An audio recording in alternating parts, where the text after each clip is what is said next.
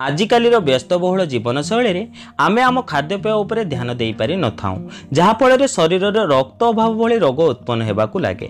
जेतेबेले आम शरीर को सठिक मात्रा पोषण मिल न थाए और आमे ठीक समय खाद्य ग्रहण कर न थाउ सेतेबेले आम शरीर रोग सह लड़िबार क्षमता हराई बसे अर्थात रोग प्रतिरोधक शक्ति कमजोर हो जाए जहाँफल आमको उच्च रक्तचाप रक्त अभाव व्यतीत आहरी अनेक प्रकार रोग होगाकू लगी थाए।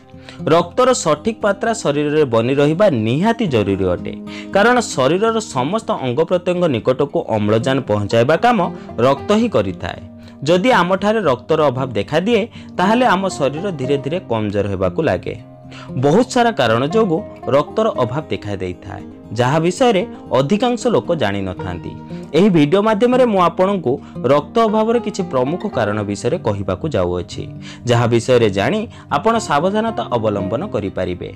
आसंतु जानिबा एहा विषय रे किंतु ताहा पूर्व मु आपण मानन कहि रखिबि जदि आपण माने एजा हम चैनल को सब्सक्राइब करि नाहंती तबे तळे थिबा सब्सक्राइब बटन ऊपर क्लिक करि हम चैनल को सब्सक्राइब करि नियंतु एवं पाखे थिबा नोटिफिकेशन बेल ऊपर निहाती क्लिक करंतु। एहा द्वारा हम जे नूतन वीडियो अपलोड करिवु ता नोटिफिकेशन आपण माने प्रथम पाई परिबे एवं हम चैनल माध्यम रे बहु किछि शिखणीय जिंस आपण माने सिखिबाकू पाइबे।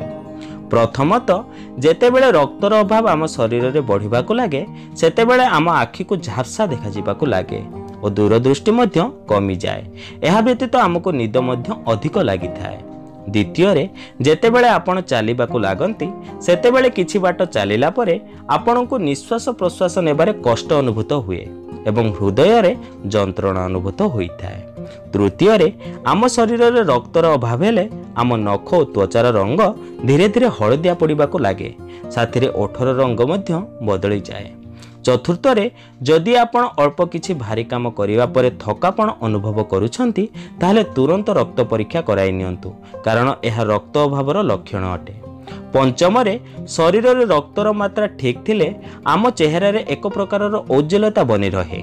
जदि आपणक चेहरार रंग उड़ी जाउछि एवं आपणक चेहरा फिका पड़ी जाउछि ताहले जानि नियंतु आपणक शरीर में रक्तर अभाव देखा देलानी। षष्ठ शरीर में समस्त अंग प्रत्यंग पाखक अम्लजान पहुंचाइबा काम आम रक्त हिमोग्लोबिन माध्यम रे करिथाए। जदि आम हृत्पिंड को ठीक मात्रा अम्लजान पहुंची न थाए ताहले अल्प किछि काम करिबा द्वारा आम निश्वास प्रश्वास रे वृद्धि हो जाए और हृदयर कंपन सृष्टि हुए। सप्तम से भली आम मस्तिष्क पाखक मध्य सठिक मात्रा रक्त और अम्लजान पहुंचीबा बहुत जरूरी अटे। जदि एपरी न हुए ताहले मुंड सबु बेले भारी भारी लगी थाए और मुंड बिंधिबाकू लगी थाए। अष्टम ऋतुस्राव समय महिला मानक शरीर में रक्तर मात्रा बहु परिमाण में कम हो जाए। एथिरु रक्षा पाइबा पई महिला माने पीरियड समय अधिक परिमाण में डाली पनीपरिबा और फल खाइबा आवश्यक। नवम जदि आपणक शरीर में विटामिन B12 और आयरन रो अभाव अछि ताहले धीरे धीरे आपणक शरीर में रक्तर मात्रा मध्य कमिबाकू लागे।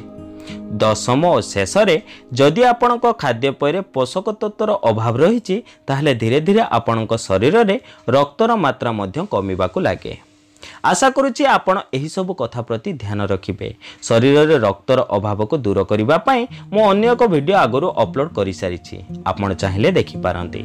तेबे बंधुगण यह थिला आजिर विषय वस्तु शरीर में रक्तर अभाव हेबा क्षणी शरीर देबाकू लागे एही 10टी संकेत जानतु यार प्रमुख कारण। आशा करुच्ची मोर वीडियोटी आपण माननकु भलो लागिबो। मोर वीडियोटी जदि आपण माननकु भलो लागे ताले तळे थिबा सब्सक्राइब बटन ऊपर क्लिक करे हम चैनल को सब्सक्राइब करि नियंतु एवं पाखो थिबा नोटिफिकेशन बेल ऊपर निहाती क्लिक करंतु। या द्वारा आमे जो नूतन वीडियो अपलोड करिवु तार नोटिफिकेशन आपण माने प्रथम पाई परिबे एवं हम चैनल माध्यम रो बहु किछि शिखणे जिंस आपण माने सिखिबाकू पाइबे। तेबे बंधुगण आज पई एतिकी पुणी देखा नूतन सुंदर अध्याय। धन्यवाद।